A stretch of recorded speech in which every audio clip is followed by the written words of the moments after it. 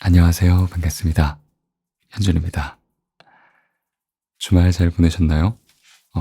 비가 내리고 좀 추워진 느낌이 있죠. 비가 오기 전까지만 해도 낮에는 살짝 덥고 저녁에는 쌀쌀한 날씨가 좀 이어졌는데 이제 진짜 추워질 일만 남은 것 같습니다.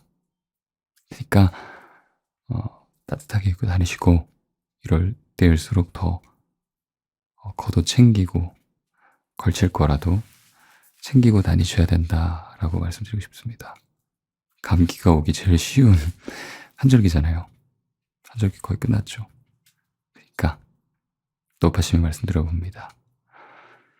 그래요, 오늘 제가 소개해드릴 책은요, 레온 작가님의 감정이란 세계입니다.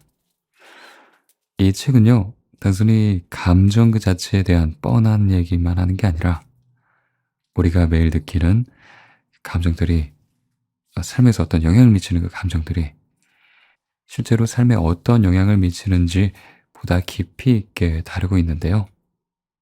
두려움, 사랑, 지루함, 열정, 어떤 만족감 같은 실생활에서 우리가 느끼는 다양한 감정들의 본질을 보다 쉽게 알려주고 있는 책입니다. 여러 과학적인 근거를 제시하면서 그 감정의 기반이 어디에서 왔고, 왜 느껴지고, 그리고 그 감정을 어떻게 대해야 하는지에 대해서도 알기 쉽게 얘기해 줍니다. 이 책의 저자 레온 작가님은요, 독일의 심리학자이자 베스트셀러 작가라고 합니다. 그리고 TV 진행자로도 활발하게 활동 중이라고 해요. 그래서 그런지 책이 좀 누구나 이해하기 쉽게 쓰였다라는 느낌을 읽는 내내 받을 수 있었습니다. 이 책에는 심리학 연구 같은 어떤 내용 자체는 꽤나 심오한 학술적인 얘기들이 꽤 있었는데 그다지 어렵게 느껴지지 않았어요. 그 이유는 우리가 평소에 쓰는 일상적인 언어로 그것들을 쉽게 풀어줘서 그렇게 느껴지지 않았나 합니다.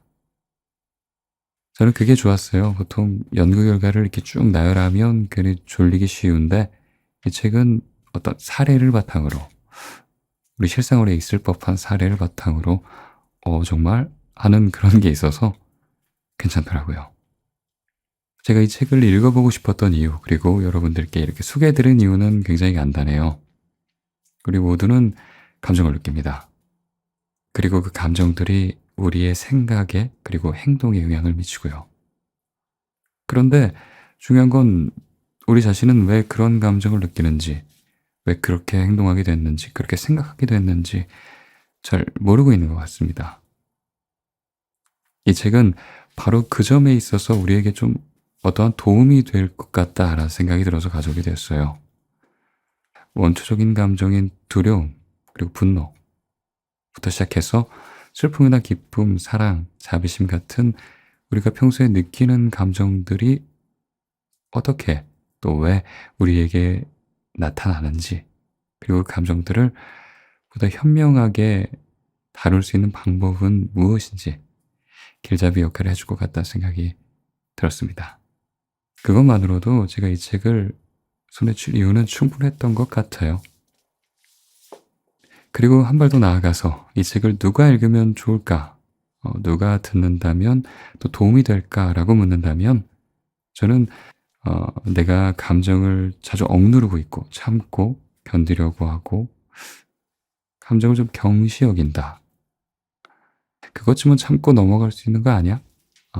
나는 내 의지로 감정을 이겨낼 수 있는 거 아니야? 라고 생각하는 사람들이 이 책을 읽었으면 좋겠어요. 전혀 그렇지 않다고 말하고 있으니까요. 그런 사람 있을 거예요. 직장에서 분명히 스트레스와 어떤 분노를 느끼는데 부정하는 사람.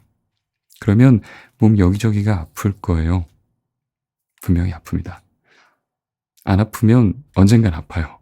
그렇게 스트레스가 있는데도 불구하고 나 괜찮은데? 나 긍정적인 사람이니까. 감정 정도야. 나 혼자 스트레스? 괜찮은데? 스트레스? 그리고 내가 다 조절할 수 있는데? 라고 생각하는 사람이라면 이 책이 도움이 될 것 같아요. 분명히 '아 내가 감정에 대해서 잘 모르고 있었구나.' 라는 생각이 들게 해 주는 책일 테니까요. 그래요. 결론적으로 감정에 대해서 더 깊이 이해하고 싶은 사람이 이 책을 보면 좋을 것 같아요. 그러면 흥미 있게 끝까지 완독할 수 있을 거라고 자신 있게 말씀드리고 싶네요. 그리고 저는 한 5년 정도요 유튜브를 운영했는데 종종 구독자 여러분들이 이런 댓글을 달아주십니다. "아 저는 여러 가지 이유로 감정적으로 힘들어요. 그리고 잠을 좀 잘 자지 못하는 것 같아요. 음 불안합니다." 라는 댓글. 그때마다 좀 안타깝더라고요. 제가 위로가 크게 되지 못하는 게 아쉽기도 하고 뭐 책을 읽어 드리고 그런 것밖에는 제가 해 드릴 수 있는 게 없어서 안타깝기도 하고 그랬습니다. 그런 의미에서 이 책을 이런 책을 더 가져오게 되는 것 같아요. 약간 그런 느낌으로. 그러면 한 좀 지나서 나중에 또 이런 댓글도 달려요. "아 힘든 시간 잘 견뎌내고 보니까 저 그때 왜 그렇게 왜 이렇게 힘들어했지?" 하는 생각이 들어요. 지금은 참 편하네요. 이 모든 게 감사합니다. 라는 댓글. 엔 또 마음이 따뜻해지고 온화해집니다. '아 그렇게 잘 견뎌내셨구나. 감정을 이젠 똑바로 바라볼 수 있게 되셨구나. 어떤 좋은 일이 있었나? 잘 해결된 건가?' 하는 생각에 또 기분이 좋아지고요. 저도 덩달아 '그래 나도 잘 한번 이겨내 보자.' 하는 마음까지 품게 되는 것 같아요. 그런 게 어 굳이 하는 말에 주는 힘이 아닐까요? '왜 그런 말 굳이 해? 힘든 거 그냥 말 안 하면 안 혼자 사귀면 되잖아. 왜 그렇게까지 꼭 남들에게 의지하고 그러려고 하는 거야?' 라고 묻는 사람이 있다면 저 스스로에게도 하는 말인데요. 그런 말 한마디가 누군가에게 하는 투정이 투정? 어떤 "나 이렇게 힘들어요. 좀 알아주었으면 좋겠어요." 하면서 하는 혼잣말이 그 말하는 것만으로도 참 위로가 된다고 나 스스로에게 위로가 된다고 말해 주고 싶네요. 또 그리고 그 사람이 어떤 말을 해 줄지 모르잖아요. '아 그 사람이 나를 이상하게 생각하면 어쩌지?' 하는 그런 두려움 때문에 내 이 감정들을 이렇게 열어 놓지 못한다면 그거 참 슬픈 것 같아요. 그쵸? 또 그 사람이 또 한마디를 해 주면 내가 듣고 싶은 말을 해 주면 또 그것만큼 더 위로되는 것도 없잖아요. 누군가의 한마디 그런 말에서 오는 위안과 커다란 만족감, 그 연결감, 그런 게 관계가 주는 어려움이 그토록 크더라도 끝내 사람을 찾게 되는, 사람과 함께하게 되는 그 이유가 아닐까 합니다. 그래요. 오늘 하루도 마무리 잘 하시고요. 다음 주에 우리 봐요. 일요일에. 그래요. 저는 들어가 보겠습니다. 편안한 밤 되시고요. 좋은 꿈 꾸시길 바랄게요. 저 갈게요. 안녕. 다음 주 일요일에 뵙겠습니다.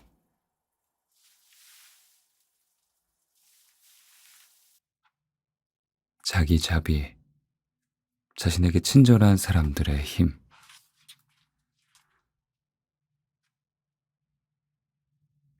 초등학교 때 독일어는 내가 가장 좋아하는 과목이었다.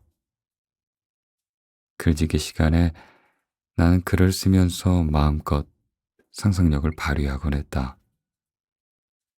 하지만 안타깝게도 당시에 나는 대부분의 글에서 맞춤법과 구도점을 무시했기 때문에 마침표와 쉼표가 없으면 내용을 이해할 수 없다고 여기신 선생님은 내 글에 나쁜 점수를 주었다.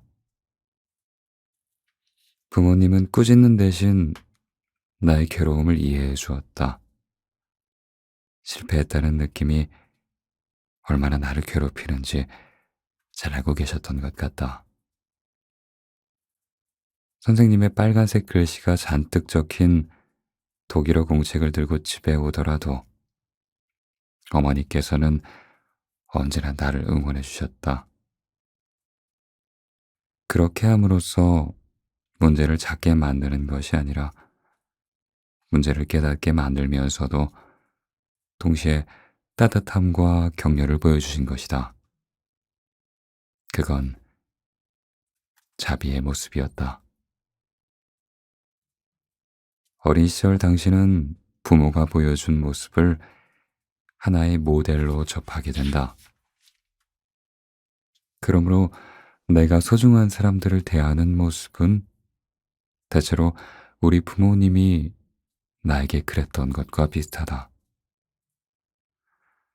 친한 친구가 시험에 떨어졌을 때 나는 친구에게 격려를 보내려 했습니다.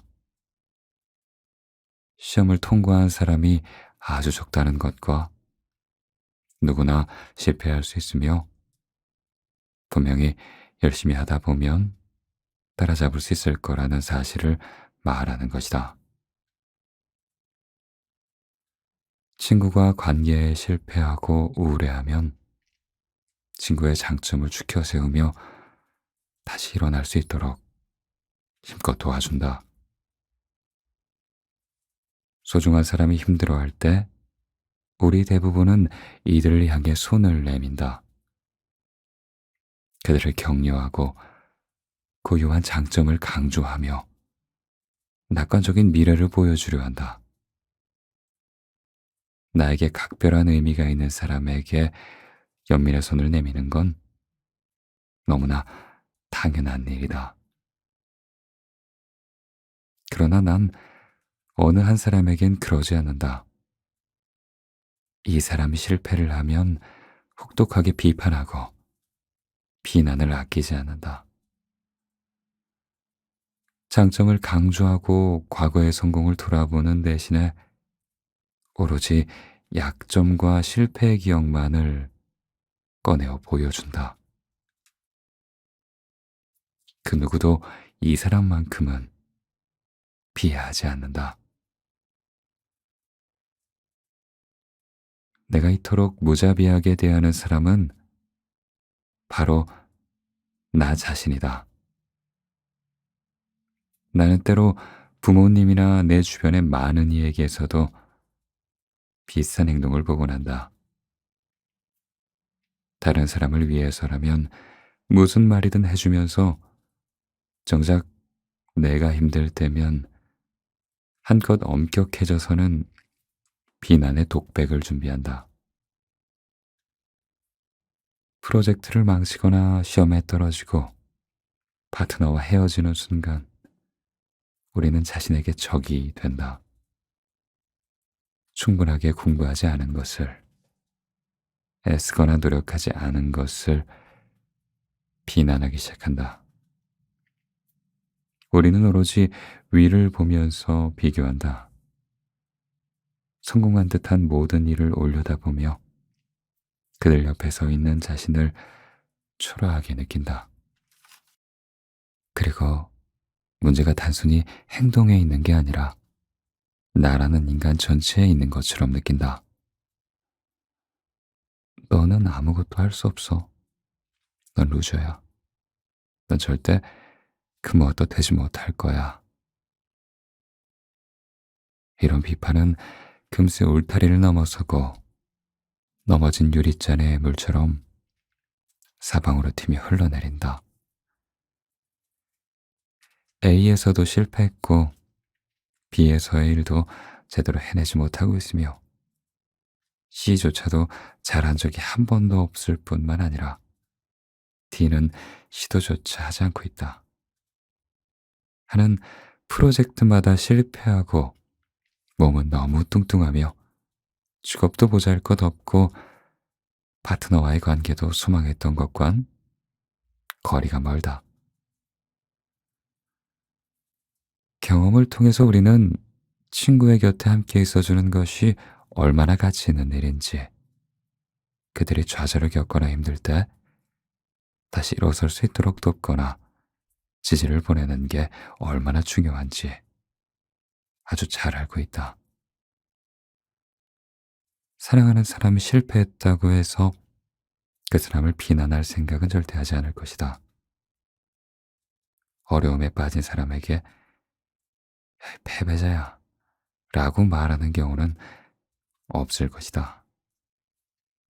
그것이 도움은커녕 해를 끼친다는 사실을 아주 잘 알고 있기 때문이다. 그런데 자신에겐 왜 이렇게 가혹할까? 어째서 나 자신을 친절하고 자비롭게 대하지 못할까? 우리가 가장 잘 알고 있고 행복을 빌어주어야 마땅한 이 존재가 넘어질 때 우리는 죽이려 든다. 이처럼 모순투성이인 자기 자신에 대한 슬기로운 대처 방법을 찾으려면 우리 문화권에는 잘 알려져 있지 않은 오래된 표현이 도움이 될 것이다. 체와는 티베트어로 자비란 뜻이다. 이 자비는 두 방향으로 향한다. 티베트 불교 문화에서 자비란 단어는 타인뿐 아니라 자신을 향한 것이기도 하다. 번역하자면 제와라는 말은 타인을 향한 자비임과 동시에 자기 자비이기도 한 것이다. 이러한 개념이 우리 사회에서는 이상하게 들릴 게 분명하다. 자기 자비라는 단어가 우리 언어에는 없기 때문이다. 두된 사전에서도 찾을 수 없는 이 단어는 인위적으로 느껴지며 발음하는 동안에도 뭔가 어색하기만 하다. 그래, 그렇다면 왜 자신을 스스로 돌보아야 할까? 실패를 할 때 우리는 슬픔이나 분노를 느낀다. 그렇다면 그 다음 단계에서 필요한 건 뭘까? 이상하게 들리겠지만 감정에 대한 감정이다. 앞에서 두려움에 대해 알아봤을 때 공황 발작을 불러오는 건 두려움에 대한 두려움이라고 말한 것을 기억하는가? 기분이 나쁠 때 스스로를 비난하는 경우, 기분이 좋을 때나 사랑에 빠졌을 때 스스로에게 만족감을 느끼는 경우를 생각하면 쉽게 이해가 갈 것이다. 우리는 항상 자신의 감정을 평가하며 그 결과 다른 감정을 불러들인다. 자기 연민 혹은 자기 자비의 감정도 훈련을 통해서 얻을 수 있다. 핵심을 이해하는 가장 쉬운 방법은 타인을 향한 자비를 통해 하는 것이다. 한 살이 채 안 된 아기도 슬퍼하는 사람을 보면 위로해 주려는 시도를 한다. 아직 걸음마도 제대로 못 대고 말도 제대로 못하지만 타인의 감정을 느끼려는 같은 마음이 있는 것이다.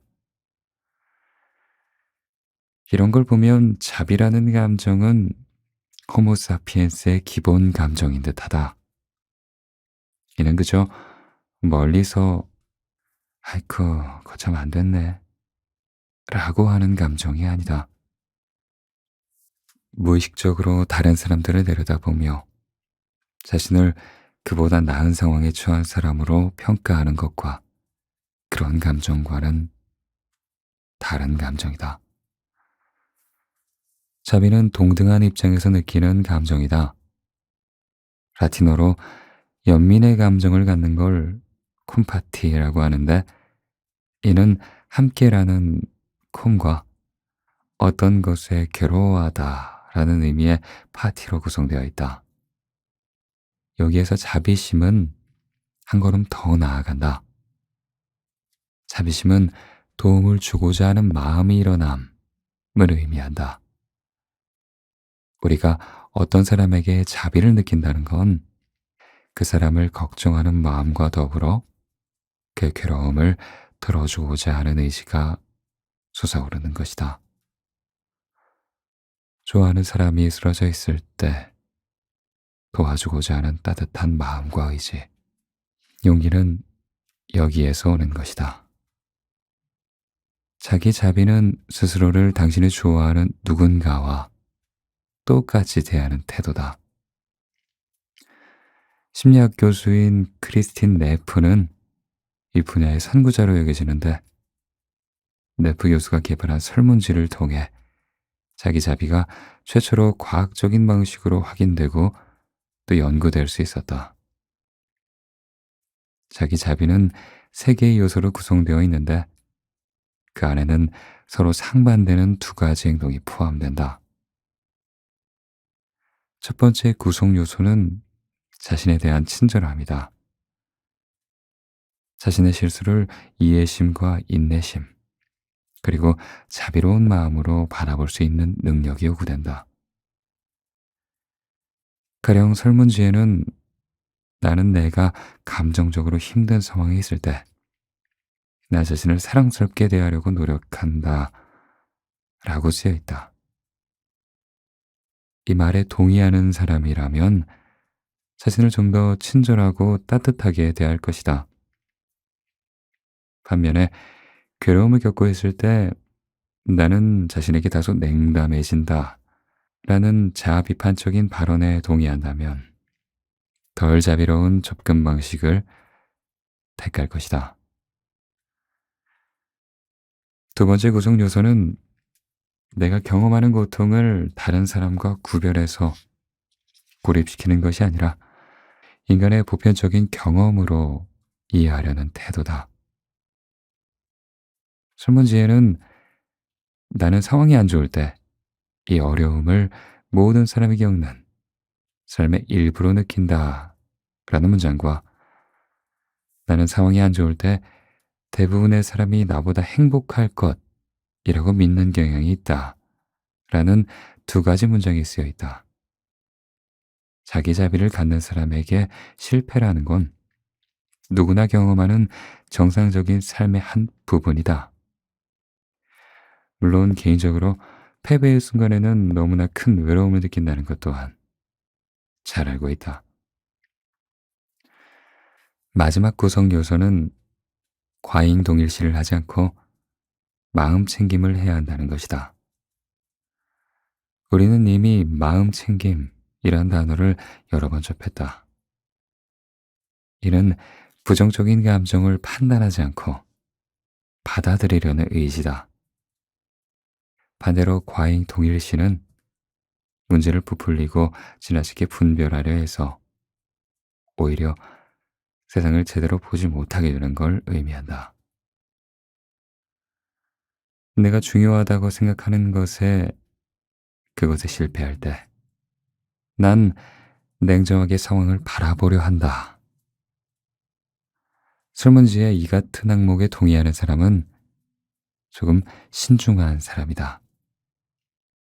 기분이 우울할 때 나는 잘못된 것에만 눈을 돌리는 경향이 있다.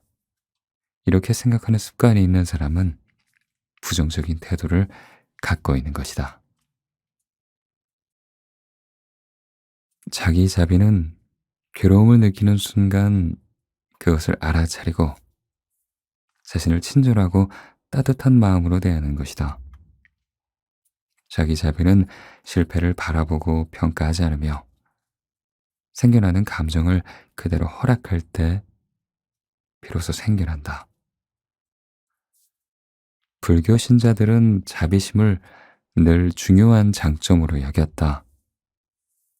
오늘날 우리는 자비심에 알려지지 않은 측면을 보아야 한다. 여기서 첫 번째 직면해야 할 과제는 바로 자신의 괴로움을 진정으로 인식하는 것이다. 우리는 자신이 실제로 얼마나 괴로워하는지 알아차리지 못하는 경우가 많다. 우리가 살아가는 세계는 이지적인 냉정함을 요구하므로 우리는 항상 자기 통제력을 유지해야 한다. 따라서 오류가 발생하면 분석 모드가 자동으로 활성화된다. 잠깐만, 어떻게 이런 일이 일어날 수가 있지? 왜 나한테만 이런 일이 일어나는 거야? 여기서 벗어나려면 어떻게 해야 하는 거지? 뭘 해야 하지? 문제를 분석하고 곰곰이 생각하고 해결하려고 하면서 우리는 자신이 받은 감정적인 상처는 무시하는 경향이 있다. 위협을 느낄 때 우리는 싸우거나 도망치거나 얼어붙는 것 같은 그런 방식으로 반응합니다. 만약 수치심이나 걱정과 같은 부정적인 감정의 형태가 나 자신을 위협하는 경우, 우리는 같은 방식으로 반응하며 스스로를 공격합니다. 하버드 의과대학의 심리치료사이자 강사인 크리스토퍼 거먼은 그 이면의 과정을 이렇게 설명한다. 그럴 때 싸움은요, 자기 비판으로, 도망은 고립으로, 그리고 얼어붙는 공포는 어두운 생각의 고리로 바뀌게 되죠. 거머 교수는 계속 말을 이어갔다. 거머 교수의 말에 따르면 자기 자비는 그와 정반대다. 자신의 괴로움을 억누르는 대신에 알아차리는 것이다. 고통에 직면할 때 우리는 보통 고통 속으로 가라앉는 걸 두려워한다.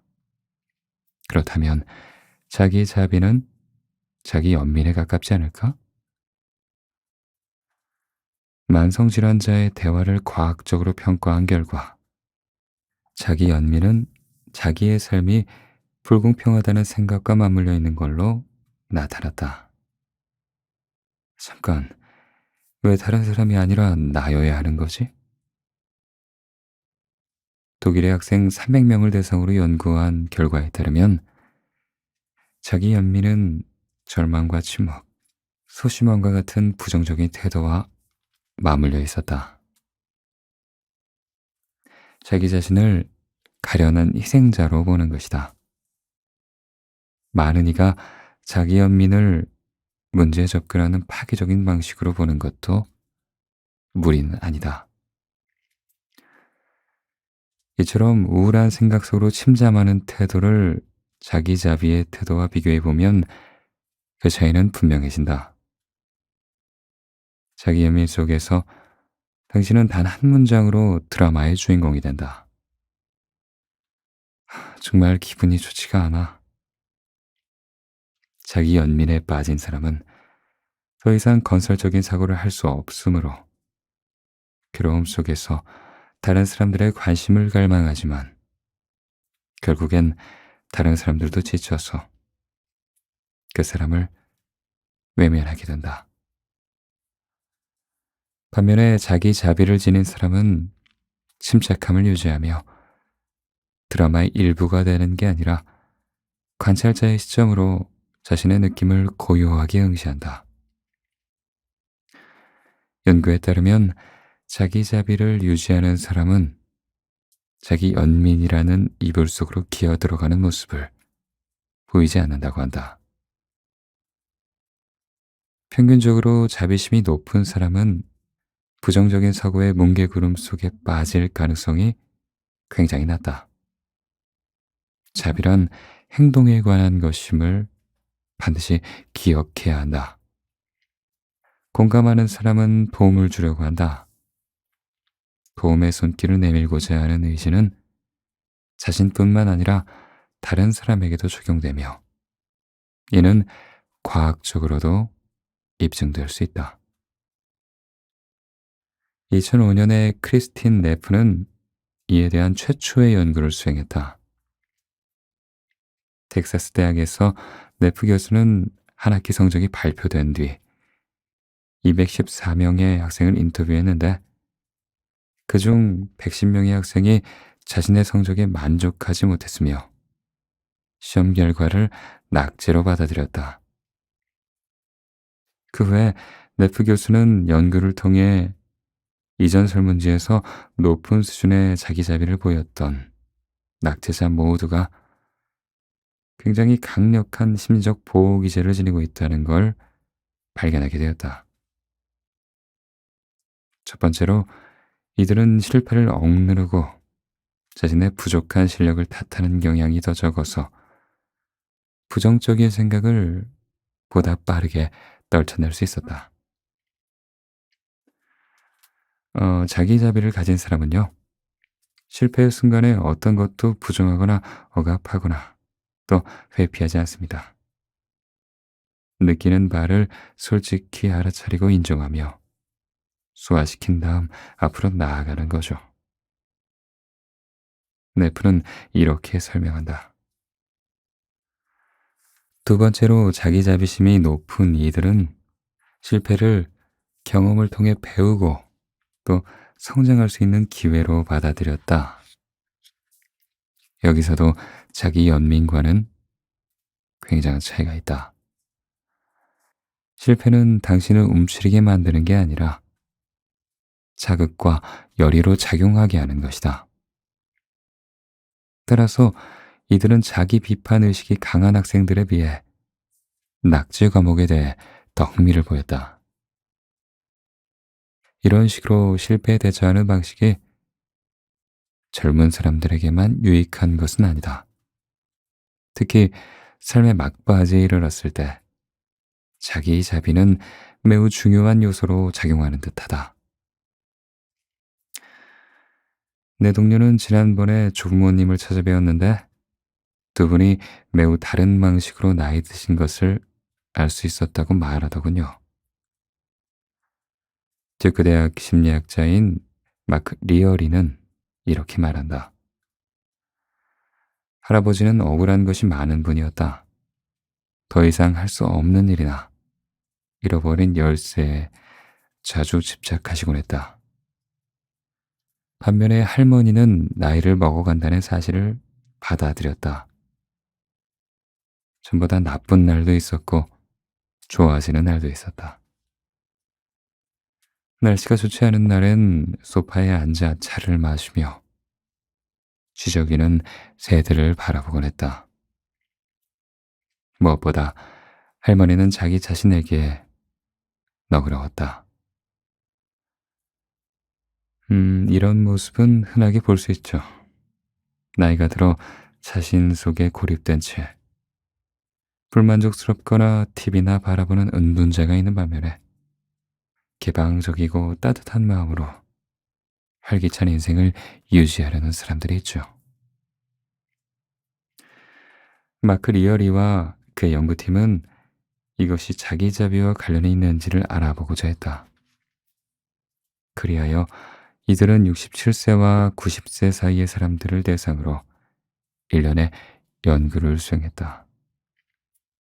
건강한 응답자에게서는 자기자비와 행복 사이에 아무런 연관성을 찾을 수 없었다. 하지만 육체적 질환으로 고통받는 사람들에겐 정말이지 흥미진진한 결과가 관찰되었다. 이들 중에서도 좀 더 행복한 삶을 영위하는 사람이 자기 자비심이 훨씬 높다는 것이 드러났다. 자기 자비심이 높은 사람은 목발이나 지팡이 같은 보조장치를 더 잘 받아들이며 상대의 말을 이해하지 못할 때 한 번 더 말해달라고 요청하는 일에도 훨씬 더 적극적이었다. 노년층에서 자기 자비는 도움을 구하려는 의지와 관련이 있는 걸로 보인다. 현재 약 12개의 유사한 연구가 있으며 그 결과는 대체로 비슷한 방향을 가리키고 있다. 노년의 자기 자비는 우울과 불안을 덜어줄 뿐만 아니라 삶에 대한 열정과 만족감을 높이는데 커다란 영향을 미친다.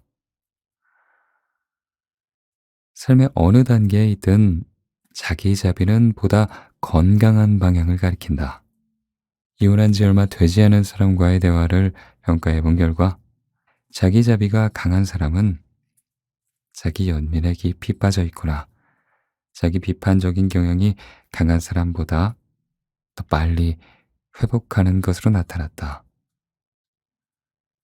트라우마 경험이 있는 아동 및 청소년 연구에서도 비슷한 결과를 얻을 수 있었다. 자기 자비를 지닌 사람은 알코올 의존증에 빠지거나 자살할 가능성이 더 낮으며 부정적인 경험에 보다 더 개방적으로 대처한다. 자비를 중요하게 여기는 고대 불교적 사고는 오늘날 과학적으로 증명이 되었으며 다양한 도전을 극복하기 위한 성공적인 전략으로 받아들여지고 있다. 스트레스나 당뇨병, 만성 통증, 만성 질병이나 섭식장애 같은 다양한 어려움에 대한 해결책이 되고 있기도 하다.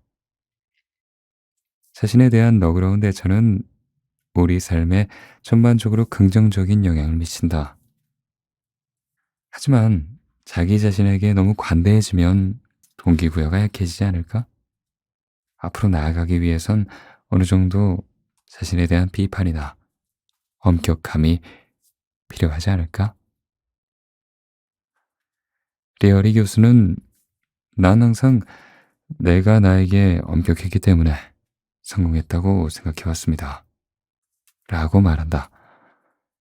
사실 우리 대부분은 스스로에게 엄격해야 해 라는 말로 자신을 채찍질하며 성장한다.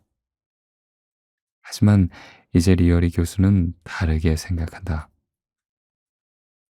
저는요, 혹독한 자기 비판이 저 자신에게 효과가 없다는 사실을 깨달았습니다. 내가 더 일을 잘할 수 있도록 도와주기는커녕 힘들게 만들었죠. 그의 그 말은 내 머릿속에 오랫동안 메아리로 남았다. 어쩌면 리어리 교수는 이 모든 과정을 거치고 성공을 거둔 사람이기 때문에 그런 말을 할 수 있는지도 모르겠다. 성공은 자신에게 엄격해야 한다는 강박에서 벗어나도록 도와주기 때문이다. 그렇다면 일을 시작했을 때, 혹은 중간에서 원하는 방향으로 가지 못하고 있을 때, 그때 우리는 어떻게 해야 할까? 내가 자기 자비란 주제를 처음 접했을 때 가장 염려스러웠던 점은 혹시 이것이 나의 열정을 약화시키는 건 아닐까 하는 점이었다. 뭔가를 성취하고 싶다면 자신에게 자극을 가해야 한다고 생각해왔기 때문이다. 기수가 채찍질할 때 경주마는 기록을 경신할 수 있다.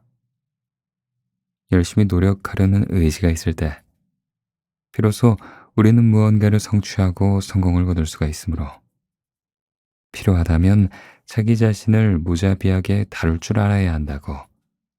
자기 자비는 너무 사치스러운 단어이며 결단력 넘치는 실천가에게는 어울리지 않는다고 생각했다.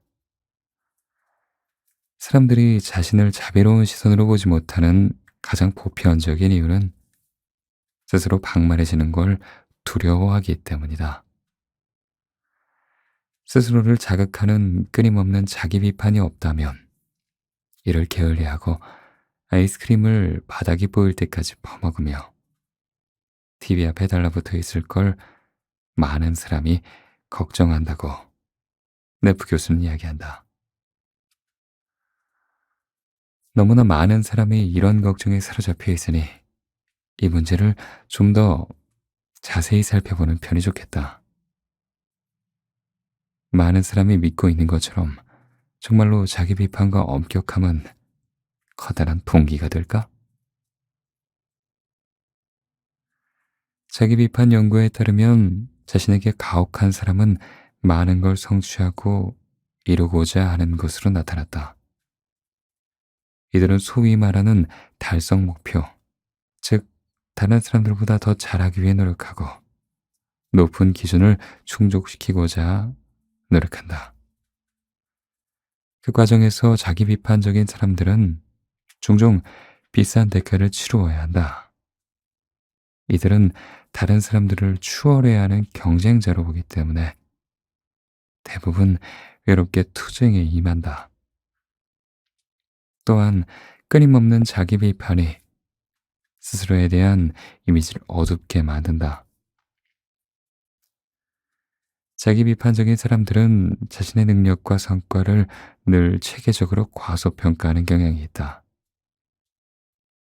자신의 정확한 모습을 모르는 사람들은 무엇으로 자신을 발전시킬 수 있는지 제대로 알지 못한다. 자기 비판적인 사람들은 결코 완전히 만족하지도 않고 행복을 느끼지도 못한다. 그러므로 불안과 우울증 사이의 연관성이 과학적으로 입증되었다는 사실은 그리 놀라울 게 없는 것이다.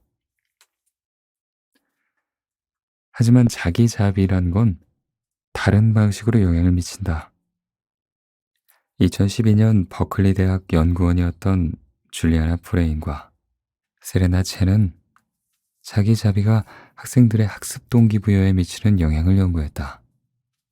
실험 대상자들은 어려운 어학 시험을 치러했는데 실제 성적과 상관없이 모두 성적이 불량하다는 피드백을 받았다. 그 후 자기 자비를 관대함으로 대하라는 요청을 받은 학생들은 자신의 장점을 계속 떠올리라는 주문을 받은 대조군의 학생들보다 두 번째 시험 준비를 위해 33% 정도 더 많은 시간을 공부에 할애했다. 다음 실험에서는 새로운 실험 대상자들에게 죄책감과 나쁜 감정을 느꼈던 과거의 순간을 떠올리게 했다. 그런 다음 이들을 무작위로 세 개의 그룹으로 나눴다. 첫 번째 그룹은 자신들의 한 잘못에 대해 짧지만 자비심 넘치는 친절한 글을 쓰도록 요청받았다.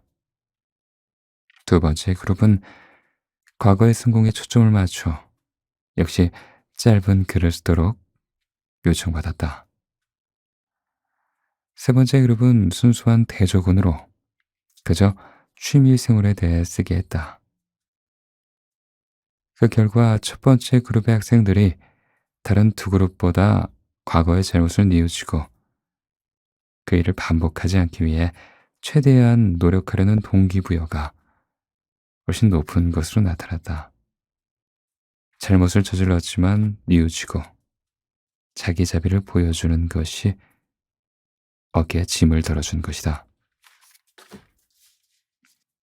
자신에게 특별히 가해지는 처벌이나 가혹한 비판의 무게로부터 자유로워짐으로써 우리는 압박감을 훨씬 덜 느끼게 된다.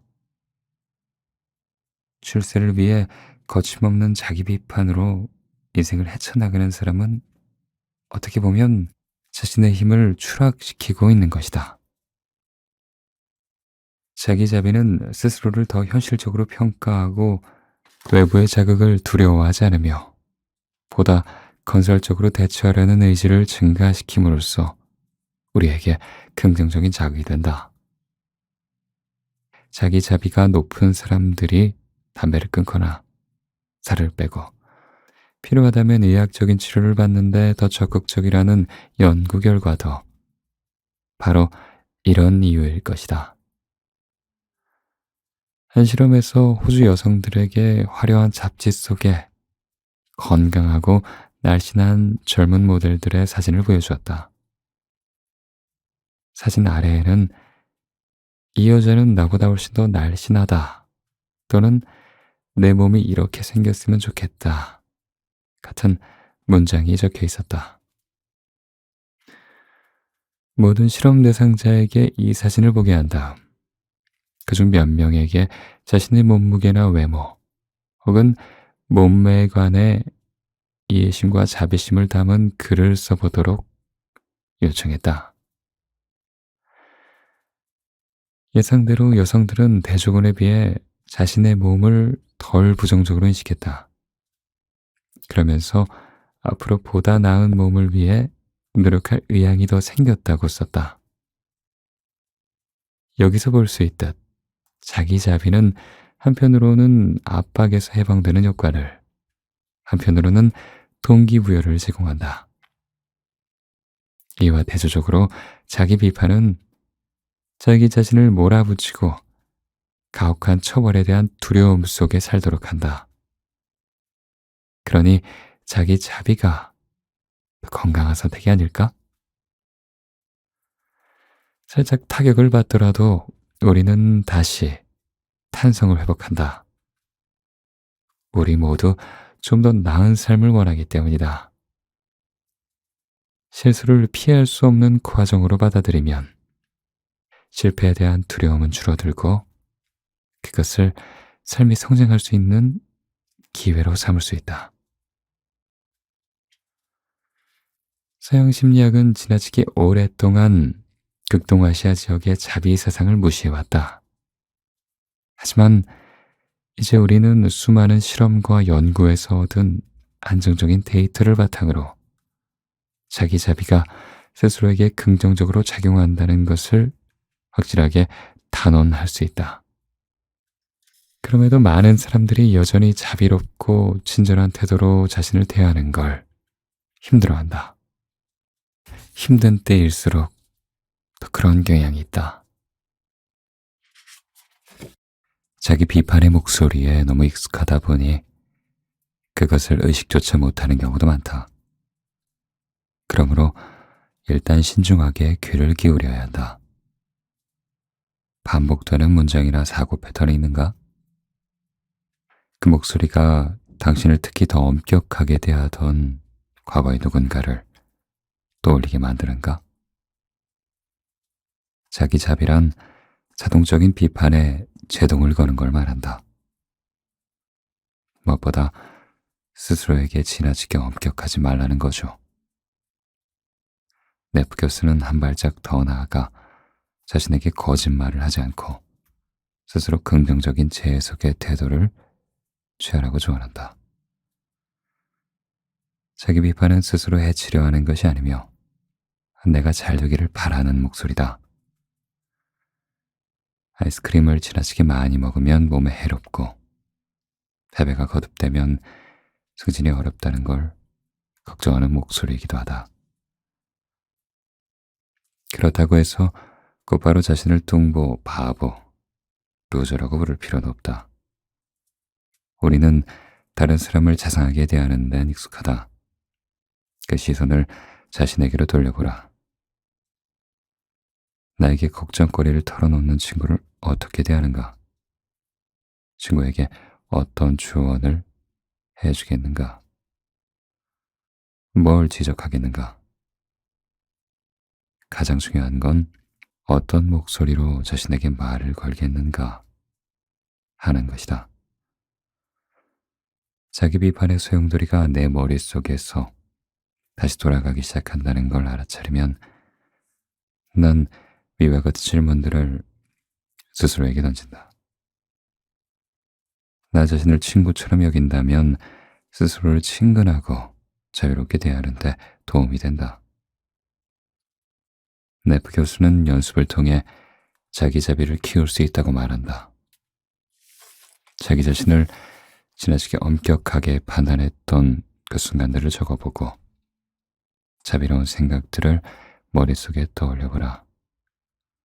혹은 스트레스 받는 상황에서 손을 가슴에 얹고 잠시 멈추어 보라. 이는 몸과 마음을 조화롭게 하기 위한 오랜 방법이기도 하다. 그렇지만 어쩌면 자기 자비란 굳이 적극적으로 훈련해야만 얻어지는 그런 것이 아닐 수도 있다. 그저 자신을 어떻게 다루는지 좀 더 세심하게 관찰하기 시작하는 것만으로도 충분할 수 있다. 리어리 교수는 엄격함과 자비심 사이에 누구에게나 존재하는 스윗 스폿에 주목한다. 어떤 게 좋은 삶을 만드는지는 모르겠지만 분명한 건 자기 자비심이 너무 낮으면 안 된다 라는 것입니다. 리어리 교수가 내게 말했다.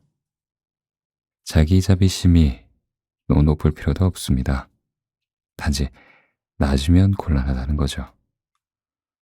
건강과 같은 겁니다. 최고는 필요 없지만 아프지는 않아야겠죠. 따라서 자비심을 가지라고 끊임없이 자신을 훈계할 필요는 없다. 좋은 상황에서는 굳이 자기 자비심이 필요가 없다. 과학적 연구 결과와 마크 리어리 교수의 조언을 마음에 담은 뒤 시간이 지날수록 나는 다음과 같은 문장이 들어맞는 변화를 경험할 수 있었다. 바닥에 쓰러져 있을 때 스스로를 발로 차기보다 다정하게 대하라. 적어도 예전보다는 더 다정하게 대하라. 그것은 기분이 한결 더 나아지게 만들 뿐만 아니라 앞으로 나아갈 수 있도록 해줄 것이다. 나는 늙어가고 있죠. 86이 된 리어리 교수는 작별 인사를 하면서 침착하게 말했다. 그렇다고 나 자신을 그리 다정하게 대하는 것 같진 않아요. 다만 예전처럼 심술궂게 대하지 않을 뿐이죠. 저는 그게 중요한 것 같아요. 나에게 확신을 주고 이전에는 몰랐던 자비의 측면을 바라볼 수 있게 해준 리어리 교수에게 너무나 감사하다.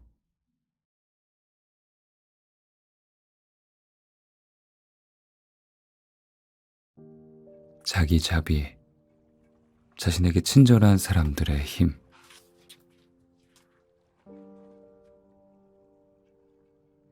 초등학교 때 독일어는 내가 가장 좋아하는 과목이었다. 글짓기 시간에 나는 글을 쓰면서 마음껏 상상력을 발휘하곤 했다. 하지만 안타깝게도 당시에 나는 대부분의 글에서 맞춤법과 구도점을 무시했기 때문에 마침표와 쉼표가 없으면 내용을 이해할 수 없다고 여기신 선생님은 내 글에 늘 나쁜 점수를 주었다. 부모님은 꾸짖는 대신 나의 괴로움을 이해해 주었다. 실패했다는 느낌이 얼마나 나를 괴롭히는지 잘 알고 계셨던 것 같다. 선생님의 빨간색 글씨가 잔뜩 적힌 독일어 공책을 들고 집에 오더라도 어머니께서는 언제나 나를 응원해 주셨다. 그렇게 함으로써 문제를 작게 만드는 것이 아니라 문제를 깨닫게 만들면서도 동시에 따뜻함과 격려를 보여주신 것이다. 그건 자비의 모습이었다. 어린 시절 당신은 부모가 보여준 모습을 하나의 모델로 접하게 된다. 그러므로 내가 소중한 사람들을 대하는 모습은 대체로 우리 부모님이 나에게 그랬던 것과 비슷하다. 친한 친구가 시험에 떨어졌을 때 나는 친구에게 격려를 보내려 했습니다. 시험을 통과한 사람이 아주 적다는 것과 누구나 실패할 수 있으며 분명히 열심히 하다 보면 따라잡을 수 있을 거라는 사실을 말하는 것이다. 친구가 관계에 실패하고 우울해하면 친구의 장점을 추켜 세우며 다시 일어날 수 있도록 힘껏 도와준다. 소중한 사람이 힘들어할 때 우리 대부분은 이들을 향해 손을 내민다. 그들을 격려하고 고유한 장점을 강조하며 낙관적인 미래를 보여주려 한다. 나에게 각별한 의미가 있는 사람에게 연민의 손을 내미는 건 너무나 당연한 일이다. 그러나 난 어느 한 사람에겐 그러지 않는다. 이 사람이 실패를 하면 혹독하게 비판하고 비난을 아끼지 않는다. 장점을 강조하고 과거의 성공을 돌아보는 대신에 오로지 약점과 실패의 기억만을 꺼내어 보여준다. 그 누구도 이 사람만큼은 비하하지 않는다. 내가 이토록 무자비하게 대하는 사람은 바로 나 자신이다. 나는 때로 부모님이나 내 주변의 많은 이에게서도 비슷한 행동을 보곤 한다. 다른 사람을 위해서라면 무슨 말이든 해주면서 정작 내가 힘들 때면 한껏 엄격해져서는 비난의 독백을 준비한다. 프로젝트를 망치거나 시험에 떨어지고 파트너와 헤어지는 순간 우리는 자신에게 적이 된다. 충분하게 공부하지 않은 것을, 애쓰거나 노력하지 않은 것을 비난하기 시작한다. 우리는 오로지 위를 보면서 비교한다.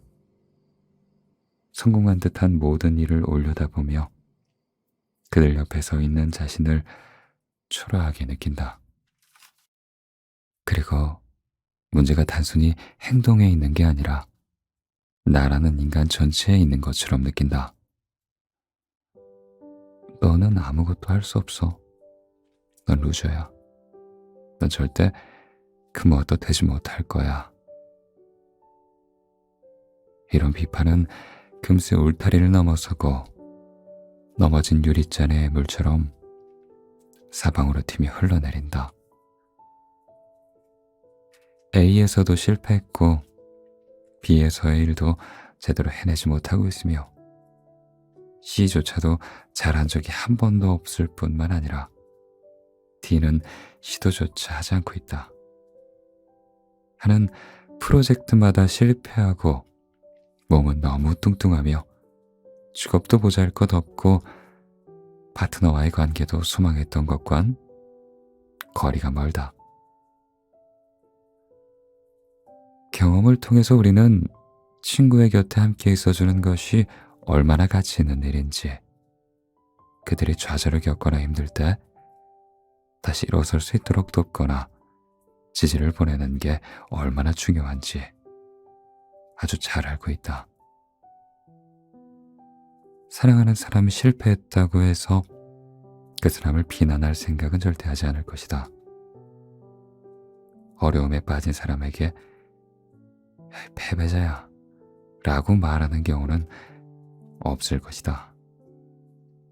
그것이 도움은커녕 해를 끼친다는 사실을 아주 잘 알고 있기 때문이다. 그런데 자신에겐 왜 이렇게 가혹할까? 어째서 나 자신을 친절하고 자비롭게 대하지 못할까? 우리가 가장 잘 알고 있고 행복을 빌어주어야 마땅한 이 존재가 넘어질 때 우리는 죽이려 든다. 이처럼 모순투성이인 자기 자신에 대한 슬기로운 대처 방법을 찾으려면 우리 문화권에는 잘 알려져 있지 않은 오래된 표현이 도움이 될 것이다. 체와는 티베트어로 자비란 뜻이다. 이 자비는 두 방향으로 향한다. 티베트 불교 문화에서 자비란 단어는 타인뿐 아니라 자신을 향한 것이기도 하다. 번역하자면 제와라는 말은 타인을 향한 자비임과 동시에 자기 자비이기도 한 것이다. 이러한 개념이 우리 사회에서는 이상하게 들릴 게 분명하다. 자기 자비라는 단어가 우리 언어에는 없기 때문이다. 두된 사전에서도 찾을 수 없는 이 단어는 인위적으로 느껴지며 발음하는 동안에도 뭔가 어색하기만 하다. 그래, 그렇다면 왜 자신을 스스로 돌보아야 할까? 실패를 할 때 우리는 슬픔이나 분노를 느낀다. 그렇다면 그 다음 단계에서 필요한 건 뭘까? 이상하게 들리겠지만 감정에 대한 감정이다. 앞에서 두려움에 대해 알아봤을 때 공황 발작을 불러오는 건 두려움에 대한 두려움이라고 말한 것을 기억하는가? 기분이 나쁠 때 스스로를 비난하는 경우, 기분이 좋을 때나 사랑에 빠졌을 때 스스로에게 만족감을 느끼는 경우를 생각하면 쉽게 이해가 갈 것이다. 우리는 항상 자신의 감정을 평가하며 그 결과 다른 감정을 불러들인다. 자기 연민 혹은 자기 자비의 감정도 훈련을 통해서 얻을 수 있다. 핵심을 이해하는 가장 쉬운 방법은 타인을 향한 자비를 통해 하는 것이다. 한 살이 채 안 된 아기도 슬퍼하는 사람을 보면 위로해 주려는 시도를 한다.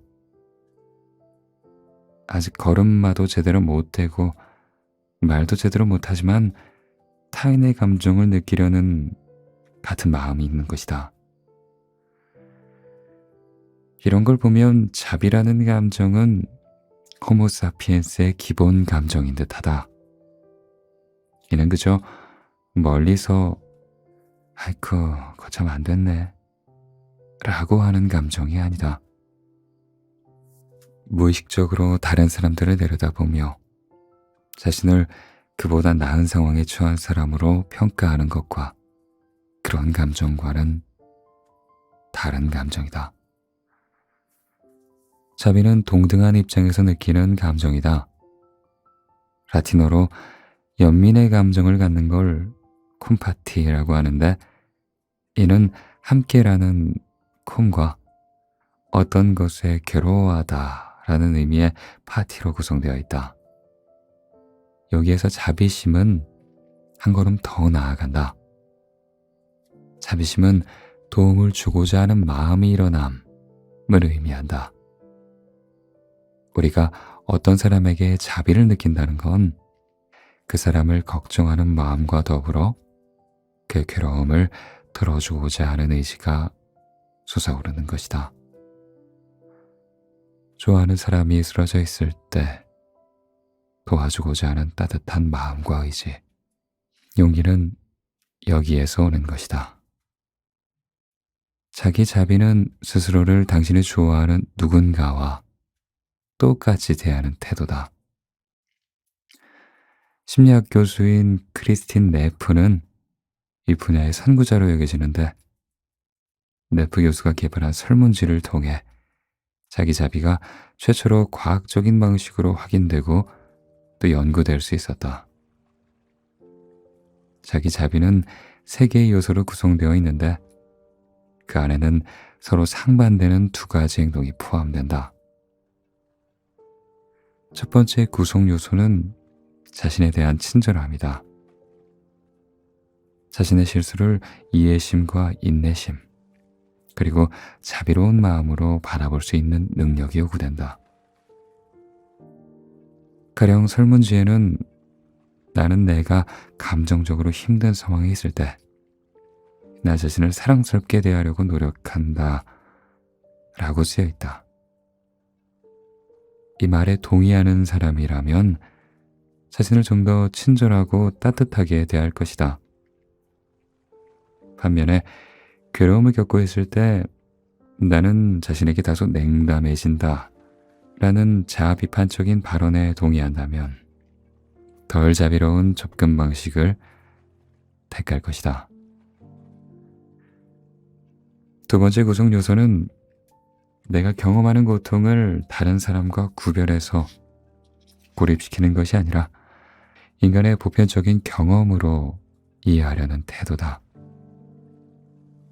설문지에는 나는 상황이 안 좋을 때 이 어려움을 모든 사람이 겪는 삶의 일부로 느낀다 라는 문장과 나는 상황이 안 좋을 때 대부분의 사람이 나보다 행복할 것이라고 믿는 경향이 있다 라는 2가지 문장이 쓰여 있다.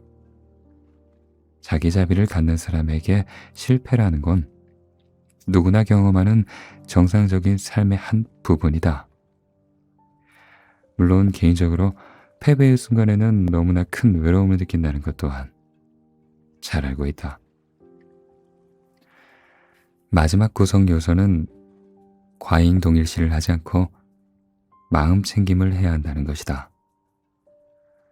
우리는 이미 마음 챙김이란 단어를 여러 번 접했다. 이는 부정적인 감정을 판단하지 않고 받아들이려는 의지다. 반대로 과잉 동일시는 문제를 부풀리고 지나치게 분별하려 해서 오히려 세상을 제대로 보지 못하게 되는 걸 의미한다. 내가 중요하다고 생각하는 그것에 실패할 때, 난 냉정하게 상황을 바라보려 한다. 설문지에 이 같은 항목에 동의하는 사람은 조금 신중한 사람이다. 기분이 우울할 때 나는 잘못된 것에만 눈을 돌리는 경향이 있다. 이렇게 생각하는 습관이 있는 사람은 부정적인 태도를 갖고 있는 것이다. 자기 자비는 괴로움을 느끼는 순간 그것을 알아차리고 자신을 친절하고 따뜻한 마음으로 대하는 것이다. 자기 자비는 실패를 바라보고 평가하지 않으며 생겨나는 감정을 그대로 허락할 때 비로소 생겨난다. 불교 신자들은 자비심을 늘 중요한 장점으로 여겼다. 오늘날 우리는 자비심에 알려지지 않은 측면을 보아야 한다. 여기서 첫 번째 직면해야 할 과제는 바로 자신의 괴로움을 진정으로 인식하는 것이다. 우리는 자신이 실제로 얼마나 괴로워하는지 알아차리지 못하는 경우가 많다. 우리가 살아가는 세계는 이지적인 냉정함을 요구하므로 우리는 항상 자기 통제력을 유지해야 한다.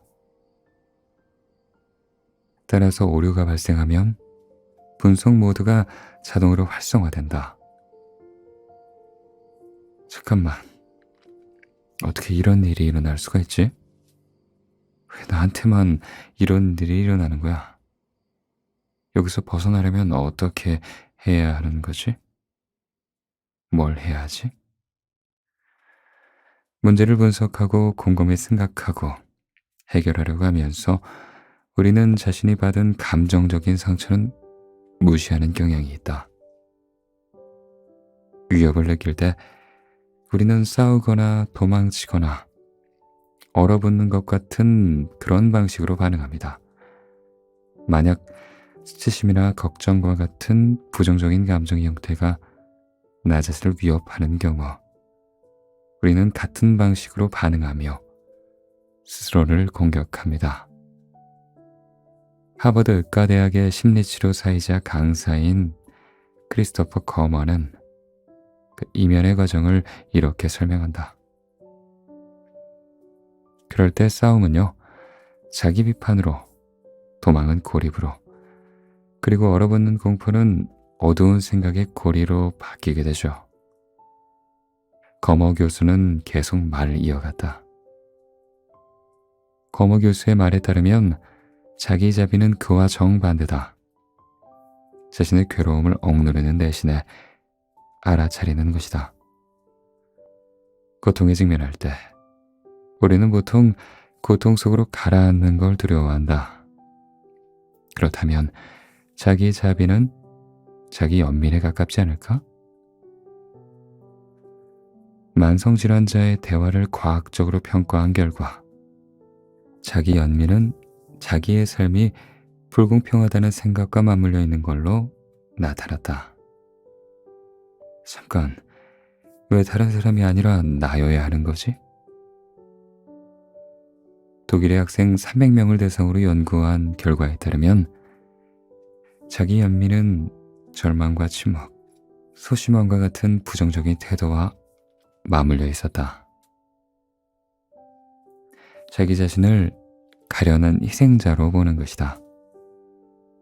많은 이가 자기 연민을 문제에 접근하는 파괴적인 방식으로 보는 것도 무리는 아니다. 이처럼 우울한 생각 속으로 침잠하는 태도를 자기자비의 태도와 비교해보면 그 차이는 분명해진다. 자기 연민 속에서 당신은 단 한 문장으로 드라마의 주인공이 된다. 정말 기분이 좋지가 않아. 자기 연민에 빠진 사람은 더 이상 건설적인 사고를 할 수 없으므로 괴로움 속에서 다른 사람들의 관심을 갈망하지만 결국엔 다른 사람들도 지쳐서 그 사람을 외면하게 된다. 반면에 자기 자비를 지닌 사람은 침착함을 유지하며 드라마의 일부가 되는 게 아니라 관찰자의 시점으로 자신의 느낌을 고요하게 응시한다. 연구에 따르면 자기 자비를 유지하는 사람은 자기 연민이라는 이불 속으로 기어 들어가는 모습을 보이지 않는다고 한다. 평균적으로 자비심이 높은 사람은 부정적인 사고의 뭉게구름 속에 빠질 가능성이 굉장히 낮다. 자비란 행동에 관한 것임을 반드시 기억해야 한다. 공감하는 사람은 도움을 주려고 한다. 도움의 손길을 내밀고자 하는 의지는 자신뿐만 아니라 다른 사람에게도 적용되며 이는 과학적으로도 입증될 수 있다. 2005년에 크리스틴 네프는 이에 대한 최초의 연구를 수행했다. 텍사스 대학에서 네프 교수는 한 학기 성적이 발표된 뒤 214명의 학생을 인터뷰했는데 그중 110명의 학생이 자신의 성적에 만족하지 못했으며 시험 결과를 낙제로 받아들였다. 그 후에 네프 교수는 연구를 통해 이전 설문지에서 높은 수준의 자기자비를 보였던 낙제자 모두가 굉장히 강력한 심리적 보호 기제를 지니고 있다는 걸 발견하게 되었다. 첫 번째로 이들은 실패를 억누르고 자신의 부족한 실력을 탓하는 경향이 더 적어서 부정적인 생각을 보다 빠르게 떨쳐낼 수 있었다. 자기자비를 가진 사람은요, 실패의 순간에 어떤 것도 부정하거나 억압하거나 또 회피하지 않습니다. 느끼는 바를 솔직히 알아차리고 인정하며 소화시킨 다음 앞으로 나아가는 거죠. 네프는 이렇게 설명한다. 두 번째로 자기자비심이 높은 이들은 실패를 경험을 통해 배우고 또 성장할 수 있는 기회로 받아들였다. 여기서도 자기 연민과는 굉장한 차이가 있다. 실패는 당신을 움츠리게 만드는 게 아니라 자극과 열의로 작용하게 하는 것이다. 따라서 이들은 자기 비판 의식이 강한 학생들에 비해 낙제 과목에 대해 더 흥미를 보였다. 이런 식으로 실패에 대처하는 방식이 젊은 사람들에게만 유익한 것은 아니다. 특히 삶의 막바지에 이르렀을 때 자기 자비는 매우 중요한 요소로 작용하는 듯하다.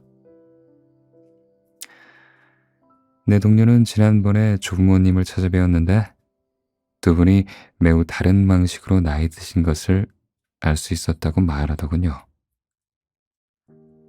듀크 대학 심리학자인 마크 리어리는 이렇게 말한다. 할아버지는 억울한 것이 많은 분이었다. 더 이상 할 수 없는 일이나 잃어버린 열쇠에 자주 집착하시곤 했다. 반면에 할머니는 나이를 먹어간다는 사실을 받아들였다. 전보다 나쁜 날도 있었고 좋아지는 날도 있었다. 날씨가 좋지 않은 날엔 소파에 앉아 차를 마시며 지저귀는 새들을 바라보곤 했다. 무엇보다 할머니는 자기 자신에게 너그러웠다. 이런 모습은 흔하게 볼 수 있죠. 나이가 들어 자신 속에 고립된 채 불만족스럽거나 TV나 바라보는 은둔자가 있는 반면에 개방적이고 따뜻한 마음으로 활기찬 인생을 유지하려는 사람들이 있죠. 마크 리어리와 그의 연구팀은 이것이 자기자비와 관련이 있는지를 알아보고자 했다. 그리하여 이들은 67세와 90세 사이의 사람들을 대상으로 1년에 연구를 수행했다. 건강한 응답자에게서는 자기자비와 행복 사이에 아무런 연관성을 찾을 수 없었다. 하지만 육체적 질환으로 고통받는 사람들에겐 정말이지 흥미진진한 결과가 관찰되었다. 이들 중에서도 좀 더 행복한 삶을 영위하는 사람이 자기 자비심이 훨씬 높다는 것이 드러났다. 자기 자비심이 높은 사람은 목발이나 지팡이 같은 보조장치를 더 잘 받아들이며 상대의 말을 이해하지 못할 때 한 번 더 말해달라고 요청하는 일에도 훨씬 더 적극적이었다. 노년층에서 자기 자비는 도움을 구하려는 의지와 관련이 있는 걸로 보인다. 현재 약 12개의 유사한 연구가 있으며 그 결과는 대체로 비슷한 방향을 가리키고 있다. 노년의 자기 자비는 우울과 불안을 덜어줄 뿐만 아니라 삶에 대한 열정과 만족감을 높이는 데 커다란 영향을 미친다. 삶의 어느 단계에 있든 자기 자비는 보다 건강한 방향을 가리킨다. 이혼한 지 얼마 되지 않은 사람과의 대화를 평가해 본 결과 자기 자비가 강한 사람은 자기 연민에 깊이 빠져 있거나 자기 비판적인 경향이 강한 사람보다 더 빨리 회복하는 것으로 나타났다.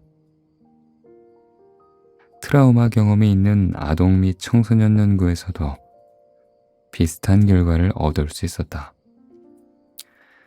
자기 자비를 지닌 사람은 알코올 의존증에 빠지거나 자살할 가능성이 더 낮으며 부정적인 경험에 보다 더 개방적으로 대처한다. 자비를 중요하게 여기는 고대 불교적 사고는 오늘날 과학적으로 증명이 되었으며 다양한 도전을 극복하기 위한 성공적인 전략으로 받아들여지고 있다.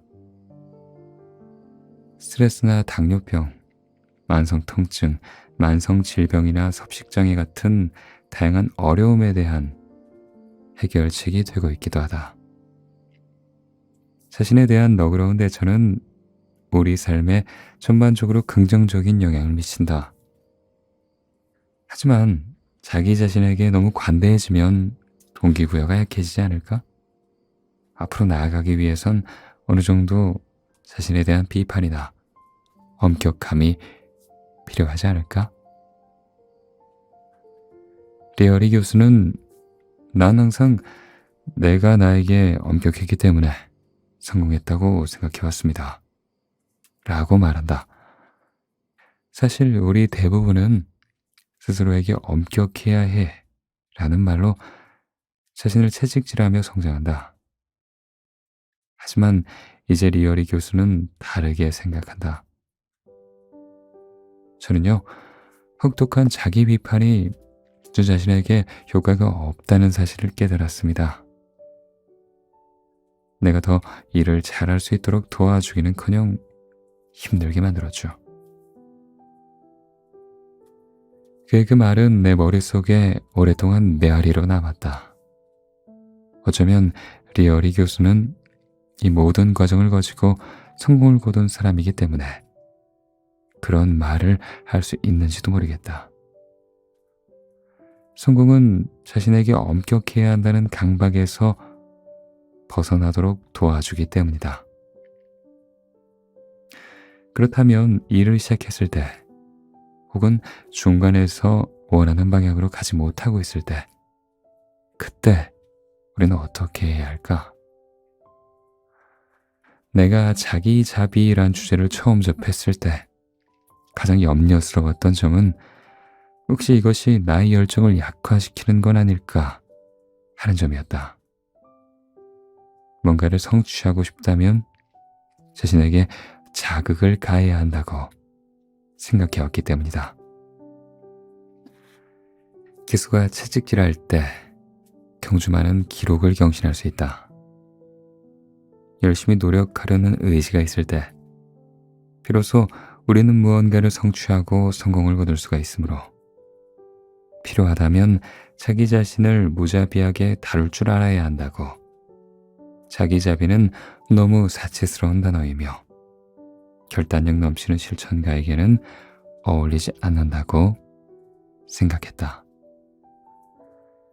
사람들이 자신을 자비로운 시선으로 보지 못하는 가장 보편적인 이유는 스스로 방만해지는 걸 두려워하기 때문이다.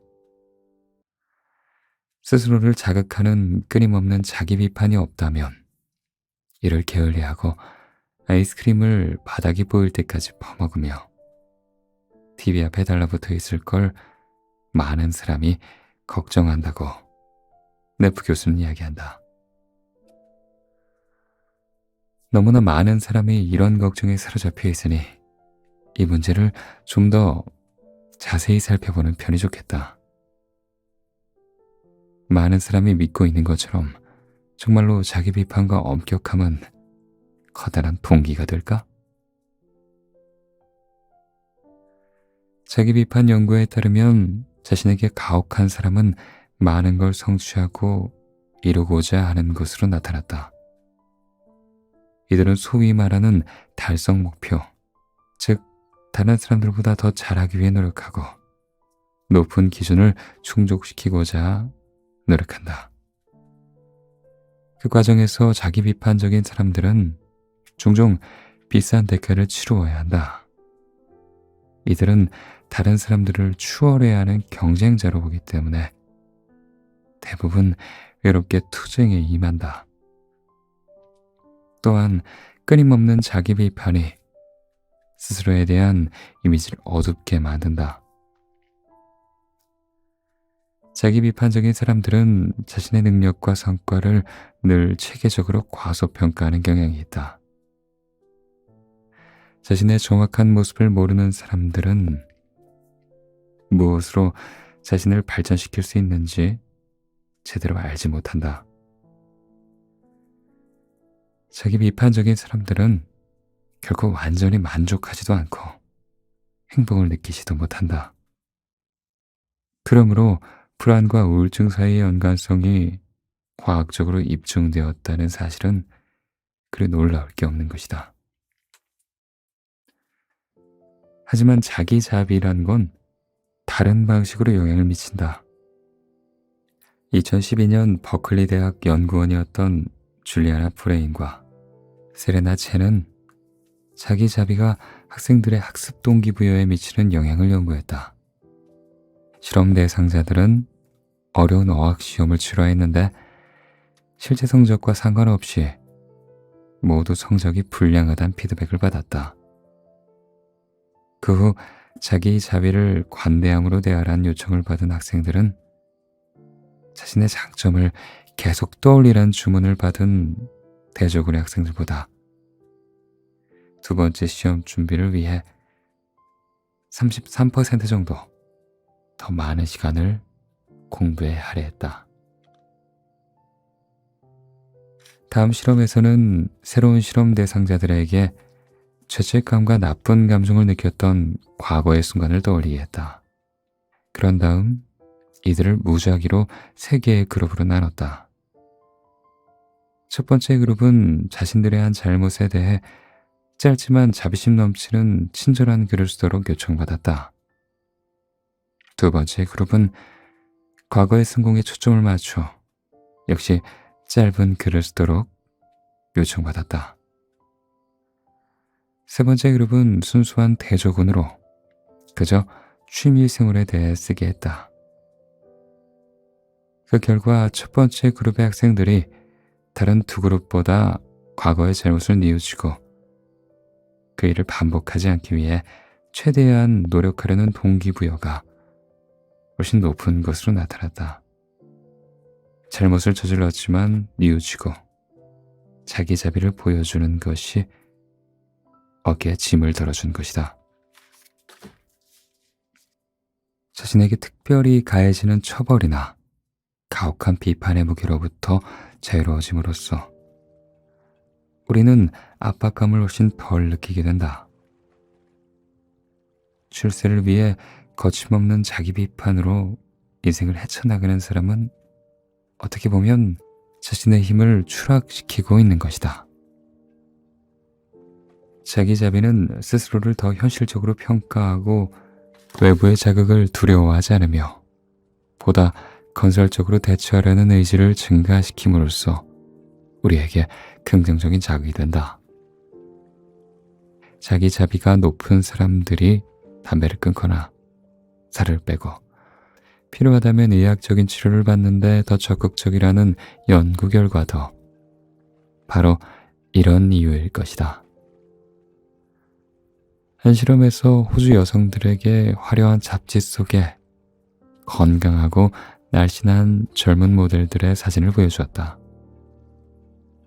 사진 아래에는 이 여자는 나보다 훨씬 더 날씬하다 또는 내 몸이 이렇게 생겼으면 좋겠다 같은 문장이 적혀 있었다. 모든 실험 대상자에게 이 사진을 보게 한 다음 그중 몇 명에게 자신의 몸무게나 외모 혹은 몸매에 관해 이해심과 자비심을 담은 글을 써보도록 요청했다. 예상대로 여성들은 대조군에 비해 자신의 몸을 덜 부정적으로 인식했다. 그러면서 앞으로 보다 나은 몸을 위해 노력할 의향이 더 생겼다고 썼다. 여기서 볼 수 있듯 자기 자비는 한편으로는 압박에서 해방되는 효과를, 한편으로는 동기부여를 제공한다. 이와 대조적으로 자기 비판은 자기 자신을 몰아붙이고 가혹한 처벌에 대한 두려움 속에 살도록 한다. 그러니 자기 자비가 더 건강한 선택이 아닐까? 살짝 타격을 받더라도 우리는 다시 탄성을 회복한다. 우리 모두 좀 더 나은 삶을 원하기 때문이다. 실수를 피할 수 없는 과정으로 받아들이면 실패에 대한 두려움은 줄어들고 그것을 삶이 성장할 수 있는 기회로 삼을 수 있다.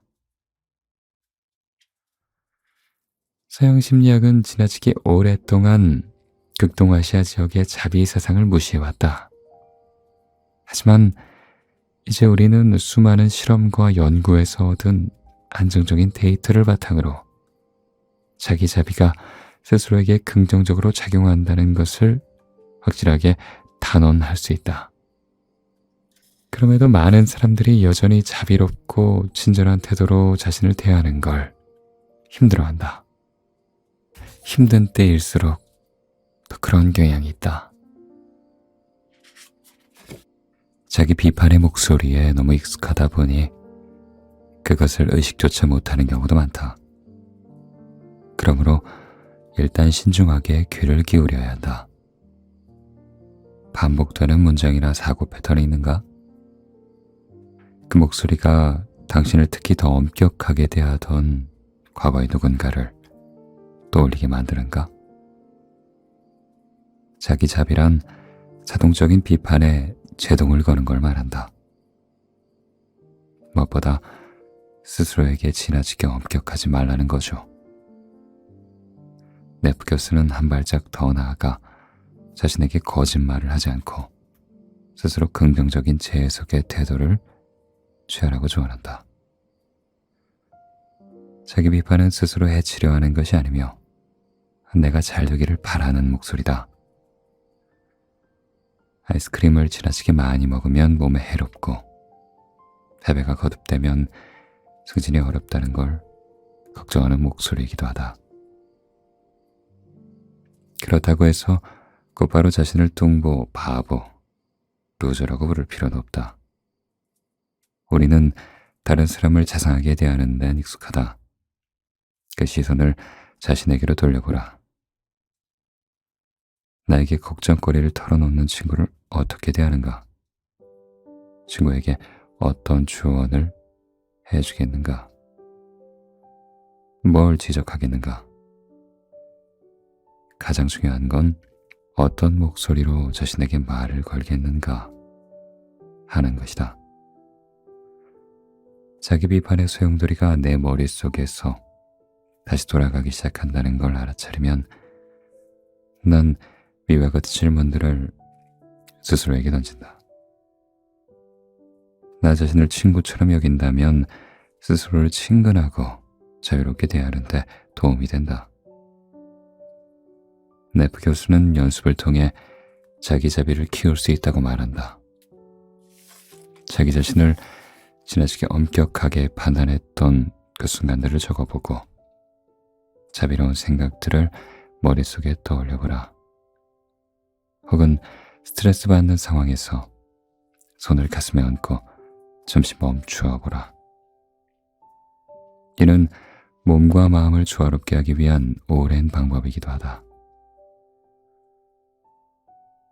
그렇지만 어쩌면 자기자비란 굳이 적극적으로 훈련해야만 얻어지는 그런 것이 아닐 수도 있다. 그저 자신을 어떻게 다루는지 좀 더 세심하게 관찰하기 시작하는 것만으로도 충분할 수 있다. 리어리 교수는 엄격함과 자비심 사이에 누구에게나 존재하는 스윗 스폿에 주목한다. 어떤 게 좋은 삶을 만드는지는 모르겠지만 분명한 건 자기 자비심이 너무 낮으면 안 된다 라는 것입니다. 리어리 교수가 내게 말했다. 자기 자비심이 너무 높을 필요도 없습니다. 단지 낮으면 곤란하다는 거죠.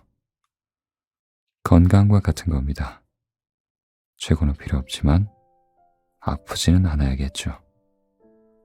따라서 자비심을 가지라고 끊임없이 자신을 훈계할 필요는 없다. 좋은 상황에서는 굳이 자기 자비심이 필요가 없다. 과학적 연구 결과와 마크 리어리 교수의 조언을 마음에 담은 뒤 시간이 지날수록 나는 다음과 같은 문장이 들어맞는 변화를 경험할 수 있었다. 바닥에 쓰러져 있을 때 스스로를 발로 차기보다 다정하게 대하라. 적어도 예전보다는 더 다정하게 대하라.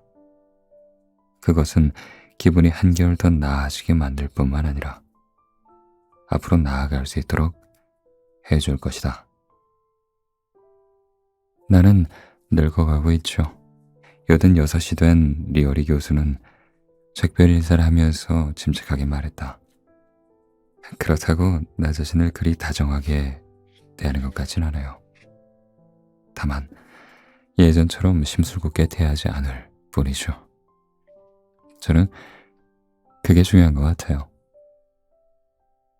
나에게 확신을 주고 이전에는 몰랐던 자비의 측면을 바라볼 수 있게 해준 리어리 교수에게 너무나 감사하다.